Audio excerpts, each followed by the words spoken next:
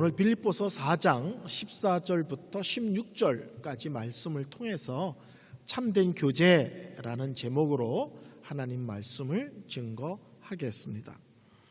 성도 여러분, 이렇게 여행을 할 때도 있고 또 독일에 사시다가 휴가철에 한국으로 돌아갔을 때 내가 다니던 교회가 아니라 한 번도 가보지 않은 어떤 교회를 처음 가서 예배를 드릴 때 있죠. 근데 예배를 드리고 나오는데 우리가 그 교회에 대한 느낌이 있잖아요. 그렇죠? 어떤 교회는 가서 예배를 드렸는데 너무 이렇게 공기가 무겁고, 그렇죠? 답답하고 뭐 이런 교회 있잖아요. 그런가 하면 어떤 교회는 처음 갔는데 마치 내가 이 교회 다니는 것처럼 너무 편하고 교회 분위기가 너무 밝고, 그렇죠? 찬양도 그렇고 기도도 말씀도 교회 분위기가 영적으로 뜨겁고 이런 거 느낄 때 있지 않습니까? 그것뿐만 아니라 예배가 끝났는데 썰렁한 교회가 있는가 하면 예배가 끝났는데 성도들이 서로 인사하며 다가가며 서로를 보는 표정이 너무 사랑이 넘치는 그런 거 아시죠? 이렇게 제표정 같은 거 그런 거 아시잖아요. 그런가 하면 어떤 교회는 인사를 하는데 형식적인 것 같고 마치 성도들이 서로가 서로를 향하여 불편한 듯한 그런 느낌을 받는 교회들도 있습니다. 그래서 어떤 교회는 처음 갔는데도 내가 이 교회 등록했으면 좋겠네 이런 생각이 들지만 어떤 교회는 이 교회 예배 한번 드렸는데 왜 이렇게 힘이 들지? 그리고 지치는 느낌이 드는 그런 교회들도 있습니다. 오늘은 교회 교제에 대한 얘기를 좀 하려고 합니다. 근데 이 교제라는 것은 성도들이 서로 인사를 하고 대화를 하고 삶을 나누는 것도 있지만 좀 더 깊이 들어가면 동일한 교회의 방향에 대하여 함께 마음을 모으고 함께 그 일에 헌신하고 함께 그 일에 이렇게 열심을 내는 또 그런 것도 실제로는 교제입니다. 그래서 코이노니아라는 말이 교제 이렇게도 번역이 되지만 어떤 표현으로는 참여라는 말로도 이렇게 표현이 해석이 되는 단어이기도 합니다. 그래서 교회가 서로 사랑이 넘치고 그런 것도 중요하지만 조금 더 깊이 있는 교제의 내용이 무엇인지를 한번 이 말씀을 통해 확인하고 우리가 그런 부분에서도 깊이 있게 마음을 드리고 또 그런 모습의 교회가 되기를 소원합니다. 오늘 본문에서 계속 우리는 바울과 빌립보 교회 성도들의 이 교제에 대한 이 교회와 사역자인 바울의 관계 속에서의 아름다운 교제에 대한 말씀을 계속 듣게 됩니다.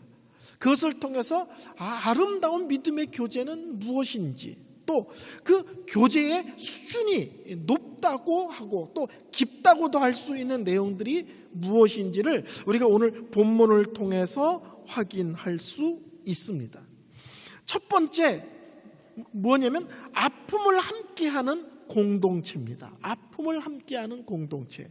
우리 14절 말씀 다 같이 함께 읽어볼까요? 14절 시작. 그러나 너희가 내 괴로움에 함께 참여하였으니 잘하였도다. 여기서 참여하였으니란 말이 코에노니아란 말이거든요. 바울이라는 이 사도 바울의 삶은 실제로는 고난의 연속의 삶이었습니다. 여러분, 하나님께서 특별히 부르셨다. 하나님께서 어떤 사람에게 직분을 주시고 사명을 주시고 사역을 맡기셨다는 것은 실제로는 그것이 쉽다 이런 의미와 손잡고 있지는 않습니다. 우리는 보통 하나님이 날 특별하게 부르셨다, 무엇을 맡기셨다 그러면 그러면 쉬울 거야, 편할 거야, 아무 일도 없을 거야 라고 자꾸 생각하는데 그렇지는 않습니다.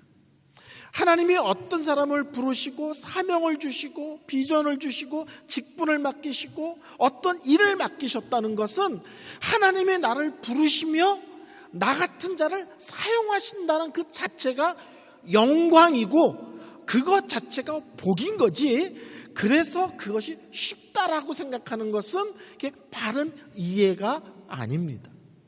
힘들어도 왜 하느냐? 하나님이 나를 부르신 게 영광이고 나 같은 자를 사용하시는 게 영광이고 나에게 그 일을 맡기신 것 자체가 가장 큰 복이라고 여기기 때문에 그렇습니다. 자, 바울이라는 엄청난 사역자가 있습니다. 이 사람은 사도이고 사역자이고 선교사이고 신학자이고 더 나가서는 이제 순교자이기도 합니다. 엄청난 믿음의 사람이죠. 사역자로 봐도 대단한 사역자고 믿음의 사람으로 봐도 이렇게 놀라운 믿음의 사람이 있을까 하는 사람이 사도 바울입니다. 그럼에도 불구하고 성경 곳곳에는 이런 놀라운 믿음의 사람일지라도 놀랍게도 사랑이 필요하고 위로가 필요하고 관심이 필요하고 기도가 필요하다는 것을 성경 곳곳에서 말씀하고 있습니다. 그래서 바울은 나를 위해서 기도해 주세요 라는 말을 부끄러워하지 않아요. 그렇게 대단한 믿음의 사람이면 자기 혼자 기도하고 자기 믿음으로 북치고 장구치고 다 할 것 같은데도 불구하고 우리가 보기에는 대단한 믿음의 사람이지만 그러나 그도 연약한 인간이기에 사랑과 관심과 위로와 격려와 물질적인 후원과 그리고 기도가 필요하다는 사실을 우리가 놓치면 안 됩니다. 그래서 오늘 본문에도 사도 바울이 너희가 내 괴로움에 참여하였도다 라고 하는데 여기서 괴로움이라는 것은 환난, 고난 이런 얘기를 하는 거거든요. 그래서 다른 말로 하면 너희가 내 고난에 참여하였도다, 참 잘한 것이다, 이렇게 말씀을 하고 있는 것입니다. 우리가 알다시피 이 빌립보 교회는 초창기 때부터 바울을 계속 후원했거든요. 지금 바울이 감옥에 있다고 그럴 때 에바브로디도라는 사람도 보내고 또 물질도 보냈죠.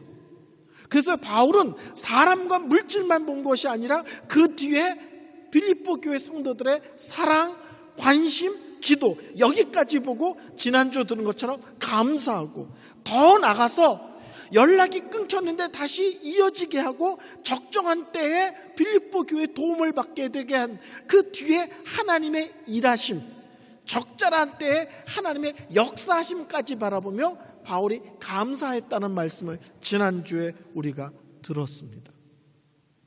제가 30대에 부산에서 사역할 때 제가 섬기던 청년회에 고신의 한 선교사님을 저희 교회에서 이제 청년부 예배 때 강사로 모신 적이 있습니다. 근데 안식년 때 한국에 들어와 계신 선교사님인데 그 선교사님이 뭐라고 말하냐면 자기는 시골의 작은 교회 성도가 몇 명이 없어서 자기를 후원하는데 10,000원밖에 후원을 안 하는 교회도 안식년 때는 꼭 찾아가서 같이 예배하고 교제하고 온다는 거예요. 그래서 한 달에 10,000원이면 그 시골까지 고속버스 타고 또 버스 갈아타고 제가 보기엔 시간도 그렇고 차비가 훨씬 더 들을 것 같아요. 그래서 그 시골의 작은 교회에 얼마 후원도 하지 않는 그 교회를 왜 찾아가서 그렇게 하십니까? 그랬더니 돈으로는 10,000원이지만 그 교회 성도가 5명이면 5명이 나를 위해서 기도해 주는 거고 10명이면 10명의 기도의 후원자가 생기는 건데 자기는 물질 후원이 크고 작느냐 이전에 나를 위해 기도해 줄 사람들을 안식년 동안 만나고 다닙니다. 이러는 거예요. 그 선교사님이 아주 사역을 잘하는 귀한 선교사님이시거든요. 근데 안식년 동안 재정 후원만을 위해서 이 교회 저교회 찾아다니고 목회자들을 만나는 줄 알았더니 그분이 실제로는 관심 쓰는 것은 10명, 5명 되는 시골의 작은 교회까지 가서도 자기 사역을 설명하고 나를 기억해 주세요, 나를 위해서 기도해 주세요, 이거 하려고 다니신다는 것입니다. 여러분, 교회라는 건요, 다른 말로 하면 기쁨과 슬픔을 함께하는 공동체입니다. 교회를 여러 가지로 설명할 수 있지만 교회는 예수 그리스도 안에서 하나님이 그분의 백성으로 부르심 받은 사람들의 모임이라고 고백하거든요. 근데 그 모임의 특징 중에 하나는 기쁨과 슬픔을 함께하는 공동체예요. 오늘 바울이 빌립보 교회를 향해서도 칭찬하는 게, 여러분들이 내가 힘들고 어려울 때 그 어려움과 힘듦에 함께 참여하고 함께 그것을 나눠주신 것 감사합니다. 너무 잘하시는 일입니다. 이렇게 칭찬하고 있잖아요. 로마서 12장 15절에 보면 이런 말씀이 나옵니다. 즐거워하는 자들로 함께 즐거워하고 우는 자들로 함께 울라. 참 아름다운 교회는 사람이 많이 모는 교회, 재정이 넉넉한 교회, 건물이 으리으리한 교회가 아니라 그 모인 성도들이 즐거운 일이 있을 때 함께 즐거워하고 슬픈 일이 있을 때 함께 울어줄 줄 아는 교회가 건강한 교회고 하나님 보시기에 아름다운 교회입니다. 우리 지체들 속에 좋은 일이 있다 그러면 배합하지 않고 내일인 것처럼 더 기뻐하고 축하하고 박수 쳐주고, 이런 것이 건강한 교회 모습입니다. 누가 어렵고 힘들다 그럴 때 그 힘든 얘기에 귀를 기울여주고, 또 힘들다는 얘기를 부끄러워하지 않고 오픈해서 얘기할 수 있는 교회, 그리고 그런 사람들을 위하여 위로하고 격려하고 위하여 기도해 줄 줄 아는 교회, 이런 교회가 건강한 교회이고 건강한 공동체입니다. 그래서 이 공동체가 영적으로 건강한가 또 영적으로 성숙한가를 아는 방법 중에 하나가 즐거워하는 자들로 함께 즐거워하고 우는 자들로 함께 울 줄 알면 그 교회는 건강한 거고 하나님 보시기에 아름다운 믿음의 공동체입니다.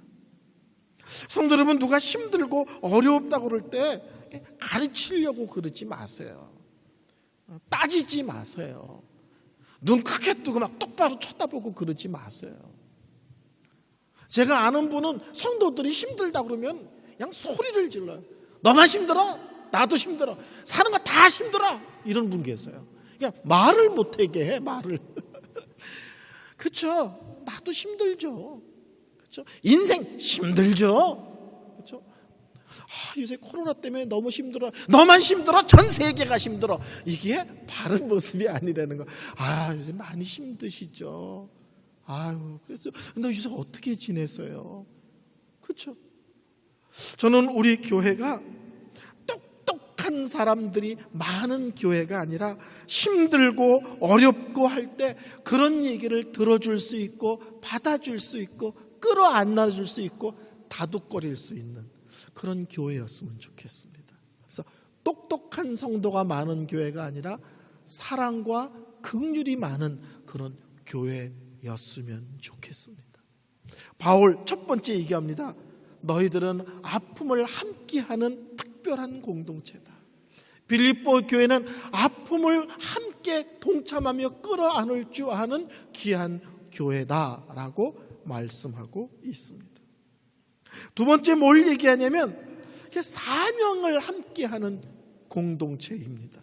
우리 15절 다 같이 읽어볼까요? 15절 빌립보 사람들아 너희도 알거니와 복음의 시초에 내가 마케도냐를 떠날 때 주고받는 일에 대하여 참여한 교회가 너희 외에 아무도 없었도다. 바울이 제2차 전도 여행을 할 때 빌립보 교회를 갔다가 빌립보 지역을 갔다가 데살로니가, 그 다음에 베레아, 그 다음에 아덴, 오늘날 말하면 아테네, 그 다음에 고린도, 이렇게 전도 여행을 하거든요. 근데 그 당시에는 이렇게 돌아다니면서 뭘 가리키는, 이렇게 돌아다니는 순회 이렇게 철학자들이 있었어요. 자칭 철학자들이. 그래서 그 사람들이 뭐 삶의 지혜를 가리킨다, 성공적인 삶의 원리를 가리킨다 그러면서 이렇게 뭘 가리키는 사람들이 있었습니다. 근데 이 사람들의 끝은 뭐냐면 꼭 돈을 받는 거예요. 무슨 말인지 아시죠? 내가 삶의 지혜를 가르쳐 줄게. 내가 성공적인 삶의 원리를 가르쳐 줄게. 기껏 열심히 가르치고는 끝에 가서 꼭 돈을 모으는 거예요. 그러니까 한국으로 따지면 꼭 약장사 같은 거예요. 열심히 얘기하고는 끝에 가면 결국 내 돈 내놓으려는 거거든요. 그래서 바울은 자기의 사역에 있어서 이 당시에 어떤 정책을 썼냐면 자비량이라는 원칙을 세웠었습니다. 바울의 사역 전체가 자비량은 아닌데 이 당시에 그래서 그 텐트 장막을 만들어서 팔면서 스스로의 생활비와 사역비를 스스로 책임졌습니다. 그러니까 얼마나 힘들겠어요. 전도하고 날마다 설교하고 거기다가 또 이제 박해도 받고 그런 데다가 자기의 생활비를 스스로 책임지는 것까지 했으니 얼마나 바울이 사역이 힘들고 어려웠겠습니까? 바울이 나는 자족의 원리를 배웠다라고 말하지만 어떤 형편에도 자기는 감당할 수 있고 버틸 수 있는 은혜의 원리를 배웠다고 하지만 그러나 바울이 분명한 것은 넉넉하지는 않았을 거라는 겁니다. 그래서 바울에게서 참 가슴 아픈 것은 이게 빌립보 교회가 후원을 했지만 빌립보보다 훨씬 잘 사는 지역이 있었는데 그게 이제 마케도니아의 수도인 데살로니가라는 곳이에요. 그 다음에 아가야라는 지방의 수도인 고린도. 그러니까 훨씬 크고 잘 사는 지역에서 사역할 때 바울이 도리어 어떤 식이든지 성도들로 하여금 물질 후원을 하지 않도록 했습니다. 자기가 복음 전하는 그 지역에서요. 왜 그러냐면 이 떠돌이 철학자들이 끝에 가서 꼭 돈을 얘기하기 때문에 복음을 얘기하고 결과적으로 후원금을 받으면 성도들이 그 철학자와 복음을 전하는 자기를 같은 수준으로 보고 이게 같은 건가? 라고 오해할까 봐. 또 하나가 있는데 그것은 복음의 놀라움 때문에 그러는 거예요. 복음은 하나님의 값없으신 은혜를 강조하는 거 아닙니까? 그렇죠? 우리가 구원을 받았는데 그것은 하나님의 은혜다. 근데 그것은 값 없는 은혜다. 이게 복음의 특징이잖아요. 내가 노력하거나 애쓰는 것이 아니다. 하나님의 사랑이, 하나님의 은혜가, 하나님의 긍휼이, 하나님의 은혜가 일방적으로 나에게 값없이 주어진 것이다. 그러니까 복음의 은혜에 대한 것을 강조하고 끝에 가서 돈 요구하기가 또 이상한 거예요. 그래서 바울은 자기 생활이 어려웠는데도 불구하고 그 당시 떠돌이 철학자들의 모금하는 행위와 자기가 증거하는 은혜의 복음을 혹시 성도들이 이게 돈과 연결시켜서 또 오해할까봐 그래서 후원을 받는 것에 대해서 사도 바울이 되게 조심을 했었습니다. 근데 오늘 본문에 보면 놀랍게도 근데 사도 바울이 이 빌립보 교회에 후원을 받았다는 거예요. 근데 이 빌립보 교회는 실제로는 개척교회입니다. 왜 넉넉한 지역에서 사역하면서 후원을 받지 않았던 바울이 이 빌립보라는 개척교회에서는 후원을 받았을까요? 쉽게 이해하실 수 있죠. 바울과 빌립보 교회가 서로 특별한 사랑의 관계인 거예요. 그러니까 빌립보 교회는 개척교회로서 재정적으로 어려움이 있지만 사도 바울을 도와야 되겠다, 선교사 바울을 도와야 되겠다는 그 복음에 대한 마음, 그 다음에 사역자에 대한 순수한 사랑이 있었고 바울은 빌립보 교회의 성도들이 자기를 후원하는 데 있어서 자기의 사역이나 복음이나 또는 물질 관리나 어떤 형식이든지 오해하지 않을 거다. 이게 문제가 되지 않을 거다라는 것을 알았기 때문이라는 거예요. 그래서 이 바울이 다른 데서 사역하면서는 후원받는 것을 어려워하지만 그 지역을 떠나서 다른 지역에서 선교하면서는 정작 빌립보 교회로부터는 후원금은 받았다는 거예요. 그러니까 서로 그 정도로 사랑과 신뢰의 관계고 그 섬김의 동기의 순수성을 피차 이해하고 있었다는 사실입니다. 그러니까 교회는, 좋은 교회는 어떨 보면 우리끼리 막 좋아 죽는 교회가 있잖아요. 우리는 모이면 그냥 집회를 안 가, 막 이런 교회 있잖아요.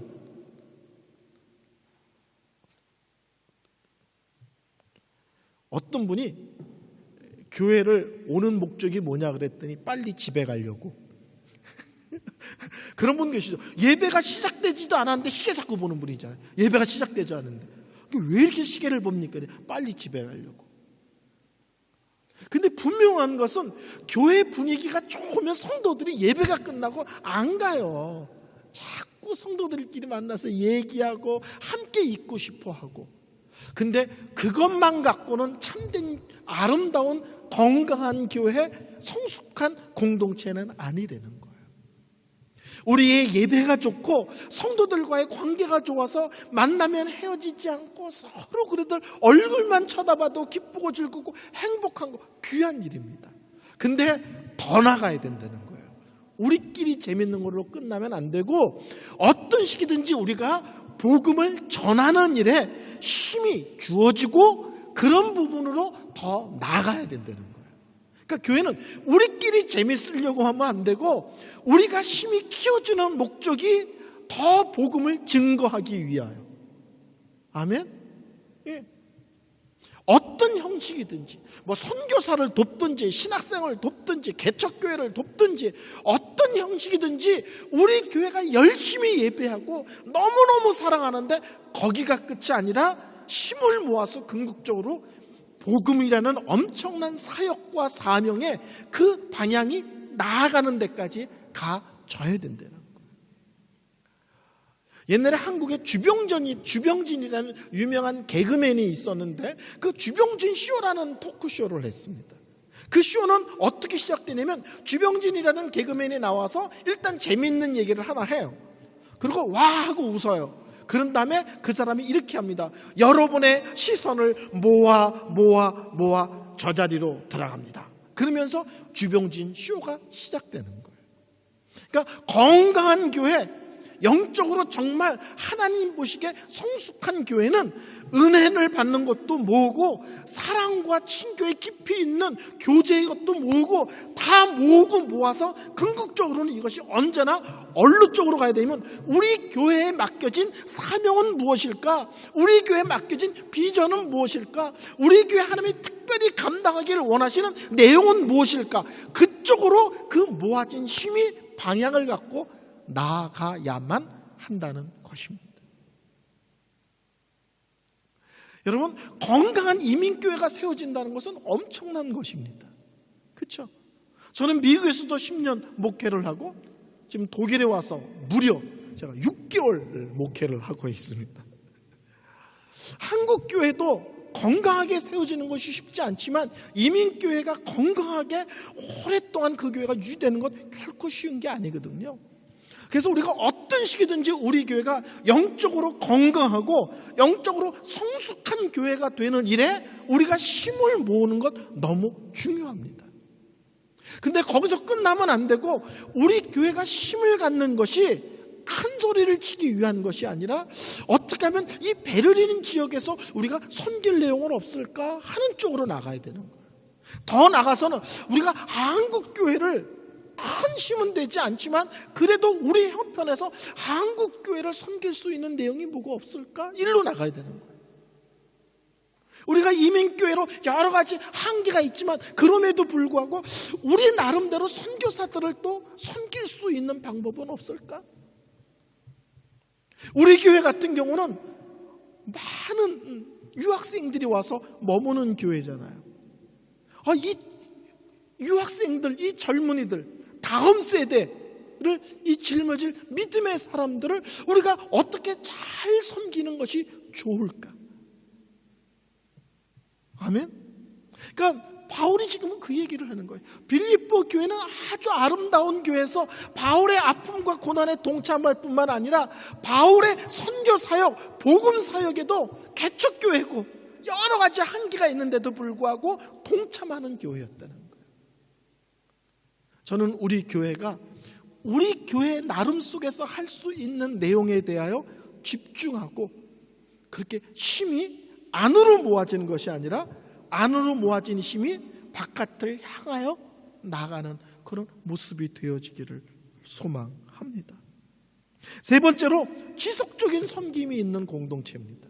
16절 볼까요? 데살로니가 있을 때에도 너희가 한 번뿐 아니라 두 번이나 나의 쓸 것을 보내었도다. 15절에도 그런 얘기를 하죠. 15절에도 복음의 시초에 내가 마케도니아를 떠날 때 주고받는 일에 대해 참여한 교회가 너희밖에 없었도다. 근데 바울이 또 16절에 데살로니가 있을 때 너희들이 2번이나 나를 도왔잖아. 이 빌립보서를 쓴 목적이 뭐예요? 지금 내가 감옥에 있는데 지금 나를 돕고 있잖아. 바울과 원치 않게 연락이 끊어질 때도 있었지만, 그러나 이 빌립보 교회는 지속적으로 사역자인, 선교사인 바울을 섬겼던 교회였습니다. 우리는 무엇을 시작할 때 너무 쉽게 그만두고 우리가 흔히 쓰는 표현으로 쉽게 때려치는 경향이 있습니다. 근데 성도 여러분, 나무를 하나 옮겨 심어도요, 그 나무가 자리를 잡고 뿌리를 내리는데 3년이 걸린다는 거예요. 3년이. 그러니까 믿음의 사람을 견고하게 세우는데 하루 이틀에 되지는 않을 거 아닙니까? 아름다운 교회를 세우는데 하루아침에 되지는 않잖아요. 또 선교지에서 선교사들이 구체적인 열매를 맺고 사역의 어떤 구체적인 모습이 나타나는 게 이게 하루 이틀에 되는 것이 아니거든요.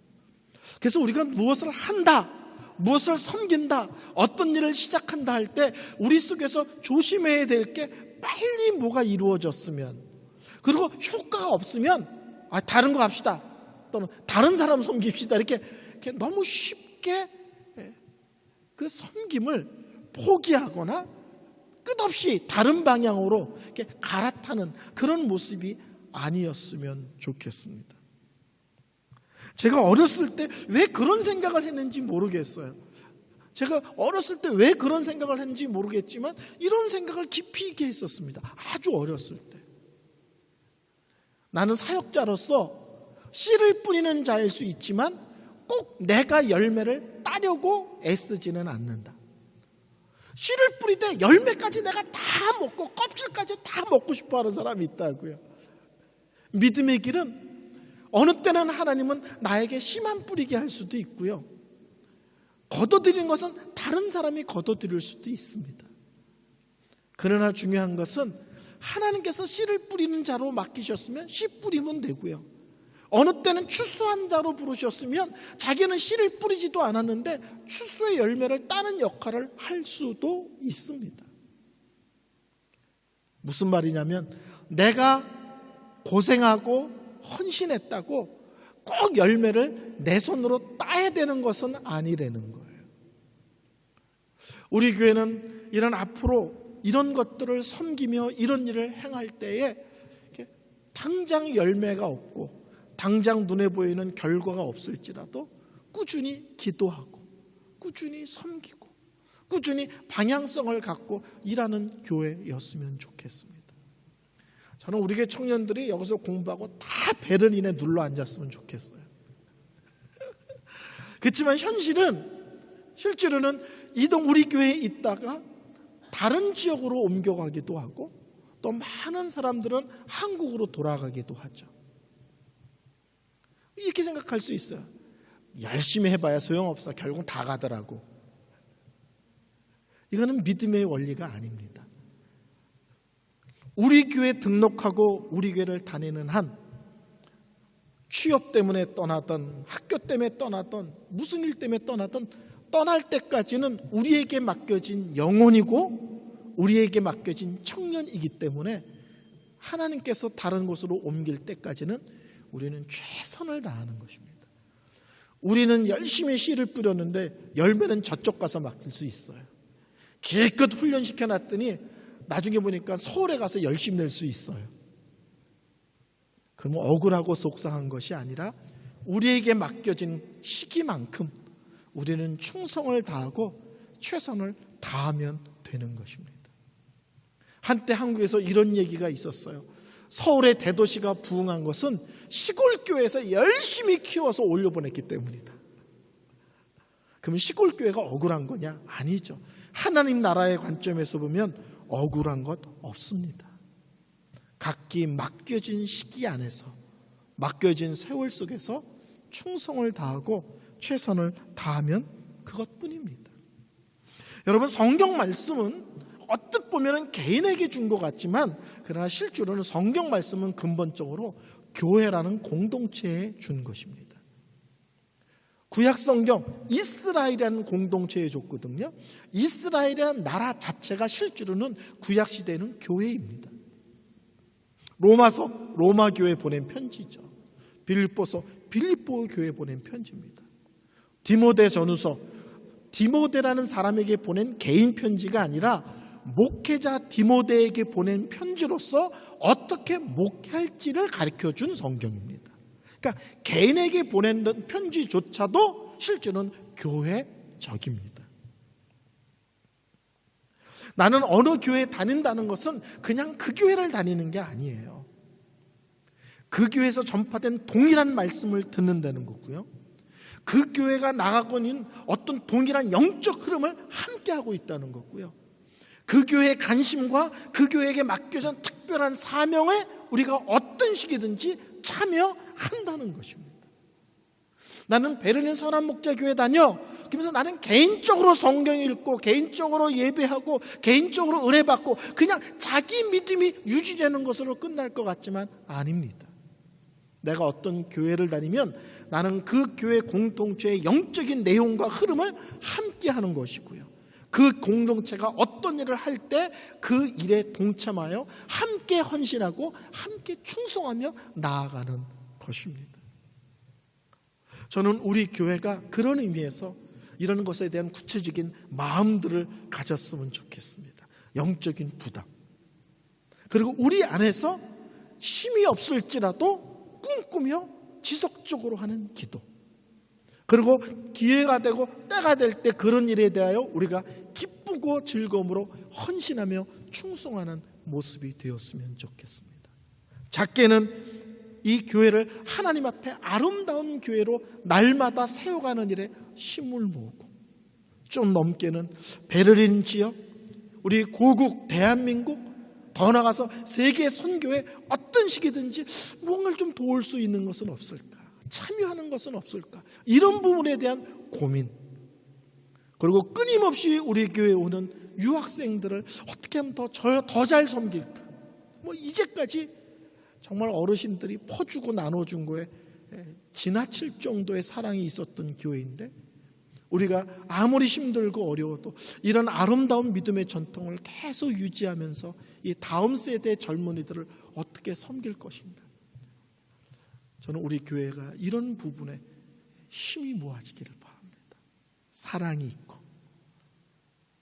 성도가 설렁들려요 열린 마음으로 다가가고, 여기로 끝나지 않고 그 아름다운 믿음과 사랑의 관계가 하나님께서 원하시는 사역, 사명, 비전, 방향을 향하여 나아가는 그런 모습 되기를 소원합니다. 기도하겠습니다. 하나님, 빌립보 교회가 개척교회였고 또 많은 핍박과 고난이 있는 교회였으면서도 불구하고 자기들이 할 수 있는 범위 내에서 최선을 다하여 사역자 바울, 선교사 바울의 사역에 동참하며 기쁨으로 그 일에 영적인 믿음의 보조를 마쳤던 것을 저희가 말씀을 들었습니다.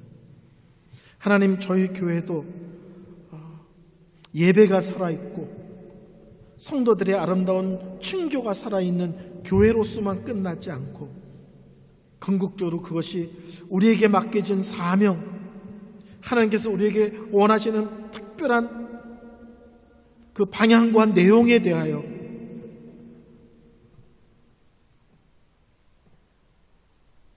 드리고 바치고 나눌 수 있는 그런 교회가 되어지기를 원합니다. 저희 교회에 베를린을 섬길 수 있는 내용들을 하나님 알게 하여 주옵소서. 저희 교회가 한국, 우리 조국 교회를 섬길 수 있는 내용이 무엇이 있을까 알게 하여 주옵소서. 저희 교회가 세계 선교를 위하여 선교사들을 도울 수 있는 내용은 무엇일까를 알게 하여 주옵소서.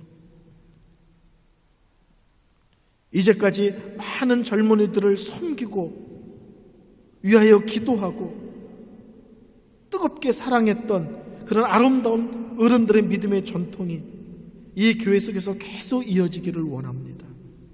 이 교회 젊은이들이 이 교회에 머무는 동안 더 영적으로 단단해지고 하나님의 사람으로 무장되어지고 자기에게 주신 전공과 은사를 따라 하나님의 영광과 나라를 위하여 귀히 쓰임받을 수 있도록 저희 교회가 더 아름답게 잘 섬길 수 있는 그런 모습을 허락하여 주옵소서. 이번 한 주도 주님의 손에 올려드립니다. 코로나가 심하고 여러 가지 어려운 환경이 계속 지속되고 있습니다. 멀리 출타하고 특별히 고국에 가 있는 우리 지체들도 있습니다. 어느 곳에 있든지 영적으로 육적으로 건강하게 하시고 하나님의 능력의 손과 사랑의 품 안에 깊이 있게 거하는 귀한 종들이 되어지게 하여 주옵소서. 오늘도 귀한 성도들이 하나님 앞에 기쁨과 감사하는 마음으로 두 손 모아 정성껏 헌금을 드렸습니다. 드리고 바친 손길들 주님께서 기억하시고 하나님의 크신 손을 들어 귀한 종들의 가정과 기업과 자손들을 축복하여 주옵소서. 지금은 우리 주 예수 그리스도의 은혜와 하나님의 사랑과 성령의 교통하심이 베를린 선한 목자라 교회라는 이 아름다운 믿음의 공동체 안에서 함께 아름다운 믿음의 방향성을 갖고 힘을 모아 헌신하며 충성하기를 소원하는 귀한 지체들 머리 위에 지금부터 영원토록 함께 하실지어다. 아멘.